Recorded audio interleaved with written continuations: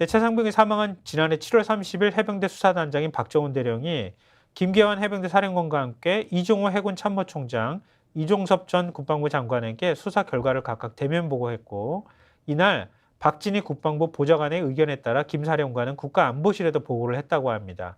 사실관계에선 이튿날인 7월 31일 윤석열 대통령이 안보실과 비서실 회의를 주재하는 과정에서 해병대 수사 결과에 격노해 임성근 사단장을 혐의자에서 제외하라는 지시를 내렸느냐, 이게 핵심 의혹인데, 박 대령 측에 따르면 회의 직후 대통령실에서 이 전 장관에게 전화가 갔고, 이후 유재영 국방부 법무관리관이 박 대령에게 혐의자와 내용을 다 빼라, 업무상 과실치사 혐의 죄목을 빼라 라는 전화를 했다고 합니다.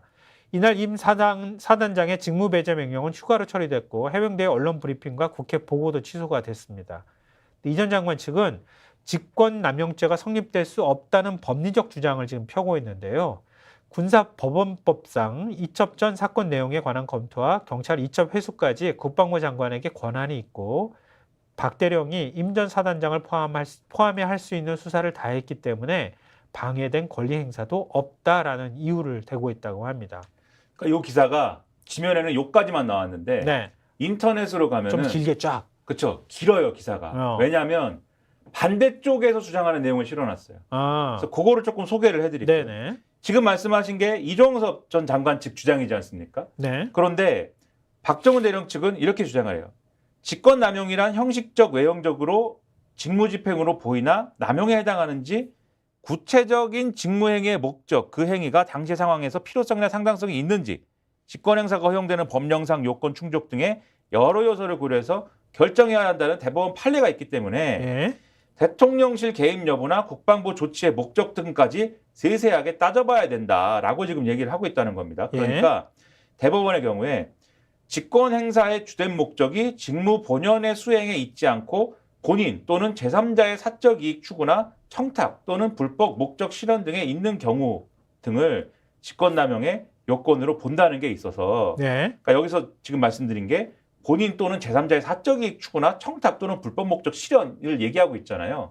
가령 임성근 1사단장이라는 분을 왜 그렇게 구명을 하려고 했느냐. 혐의자에서 2명 남겨놓고 다 빼라고 할 때 8명인가 들어갔다는 거 아니에요? 그때 임성근 사단장이 들어가 있었는데 그걸 이제 드러낸 거잖아요. 그렇죠. 그래서 만약에 이종섭 전 장관 측이 뭐 예를 들면은 권한이 없기 때문에 등의 이제 주장 말고도 지금 국방부 장관의 직무집행의 적법성을 주장하는 논리가 하나 있는데, 그 논리를 갖고 온다면 우리는 이 논리를 댈 수 있다, 이 얘기를 하는 게 있고, 그다음에 그게 아니라면 군사경찰직무법상의 수사 독립성 조항을 어긴 부분이 있다. 그래서 이 군사경찰직무법에 보면은 이 법 시행령 7조에 보면은 군사경찰부대가 설치되어 있는 부대장은 수사의 공정성 확보를 위해서 군사경찰의 범죄의 정보 수집 예방 제지 및 수사를 수행할 때의 독립성을 보장해야 된다라고 되어 있는데, 그러면 대통령실이나 국방부가 임성근 전 사단장을 지키기 위해서 등의 부당한 이유를 들어서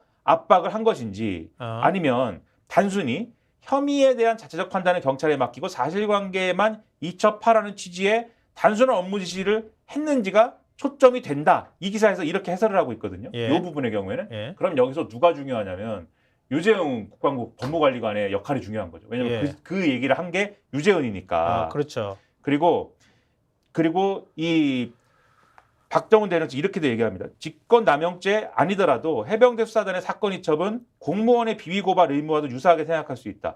기관장이 강요나 위력으로 이를 방해하면 특정범죄 가중법상의 면당 강요죄가 될 수 있는데, 박정훈 대령이 수사 이첩을 어떤 이유로든 못하게 했다면은 이것과 마찬가지로 볼 수 있는 것이다라는 이 논리가 있어서 제가 방송에 나가가지고 이 소위 보수 패널을 만나서 이 얘기를 하면은 다 무조건 다수의 법조계가 이 이종섭 전 장관의 직권남용 혐의가 인정이 안 된다고 한다는 얘기 자꾸 하거든요.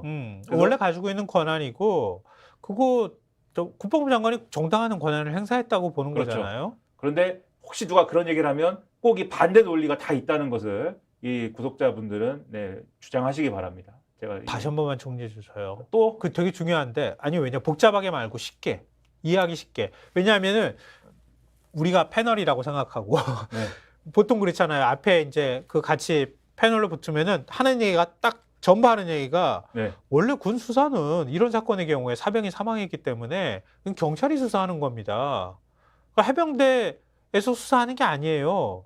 그러니까 애초부터 혐의자를 특정해가지고 넣으라 빼라 하는 것 자체가 말이 안 돼요. 그거는 평소 일반적으로 그 해병대 수사단위는 어디든지 간에 경찰에 이첩을 할 때 혐의자를 특정하는 것은 일반적 절차이다. 네, 그것이 이상한 것은 아니다. 라는 게 이제 반론이 뭐 있고. 이상한 거는 아니지만 네. 어쨌든 수사는 경찰이 하는 거니 그러면 수사한테 맡깁시다. 경찰한테 맡기면 되는 거 아니냐?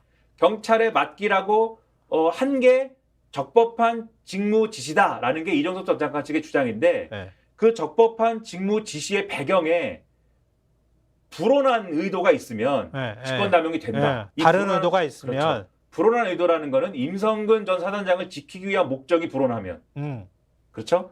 이 논리가 하나 있는 거고 예. 그다음에 이유가 뭐든 간에 이 군사경찰 직무법상의 수사 독립성을 보장하도록 돼 있는 것을 해쳤으면 그렇죠. 예를 들면 대통령실이 거기 개입했다거나 개입했는데 목적이 어. 예를 들면 지금 말씀하신 것처럼 그냥 단순하게 경찰에 이첩을 하세요. 이런 직무 지시가 아니라 임성근을 지켜야 빼라, 되겠어. 넣어라 이렇게 나는 말했다는 목적이 거지. 있었다면 목적이 있었다면 독립성을 훼손한 거지 않습니까? 예. 그래서 거기서 중요한 게 유재은의 역할이다. 유재은 법무관리관이 왜냐면 이 박정훈 대령하고 얘기를 할 때 제가 지금 수사 외압을 행사하는 것 같으세요? 아닙니다. 저는 그냥 지시를 하는 것입니다. 이렇게 갔거든요. 국방부 장관의 지시를 전하는 것입니다. 이렇게 갔거든요. 그러니까 이게 쟁점이다 지금. 그래서 유재은 법무관리관이 왜 어떤 의도로 이런 지시를 전했는지가 핵심인 거다. 그럼 이시훈 공직관 비서관이 유재훈 관리관한테 뭐라고 얘기했는지도 그렇죠. 관심이긴 한데 그걸 타고 올라가는 거죠. 그러면. 그리고 여기서 직권남용죄가 아니더라도 마지막에 직권남용죄를 물을 수 없더라도 해병대 수사단의 사건 이첩의 경우는 공무원의 비위 고발 의무하고 유사하게 생각할 수 있다라는 대목이 여기서 나오는데 예. 그래서 이게 기관장이 강연한 위력으로 예를 들면 공무원의 비위 고발 의무를 방해하면 특정범죄 가중법상의 면당 강요죄가 되지 않느냐. 수사 이첩을 하려고 하는데 그걸 못하게 하지 않았느냐. 그러니까 이게 마찬가지로 볼 수 있는 거다라는 게 박정훈 대령 주장이 있다. 네. 참 근데 당사자들도 진짜 말하기 힘들겠다. 경로라는 걸 어떻게 설명하냐? 그렇죠. 그건 특정한 그러니까 다른 목적으로 사단장을 지키라고 경로했다는 거 아니에요, 지금. 그걸 뭐라고 얘기하냐, 가서? 대통령이 경로하셔서 빼라 하셨다는데요? 그럼 경로는 부당한 외부의 간섭이 되는 건가? 경로의 이제 목적이 불순한 의도가 되는 그렇죠. 건가? 경로의 목적이 뭐였느냐가 중요한 거죠. 왜 경로했는가? 임성근 사단장이 너무 예뻐서 경로했는가? 아니면은 어디 사단장한테 책임을 물어? 그러면 어떻게 돼? 이거 어디 진짜 사병 하나 죽은 거 가지고 사단장한테 책임을 물으면 책임자한테 딱딱 물어야지. 뭐 부당한 지시. 그러면 부당한 어떻게 지시. 되냐? 그럼 불순한 의도냐? 참. 그러니까 차라리 설명을 했으면 되잖아. 대통령이 오해를 했고 설명을 했고 내가 이런 부분 때문에 이렇게 됐습니다. 이게 법리적으로 처벌할 문제는 아닌데 이렇게 오해를 산 부분에 대해서 죄송합니다라고 한 다음에 뭐 얘기를 하면 될 거 아니야. 스픽스는 말하는 언론입니다. 대세는 유튜브, 그중에서 스픽스. 좋아요, 댓글, 구독, 알림 설정. 여러분이 저희를 사랑해 주시고 우리가 여러분을 사랑하는 4가지 방법입니다.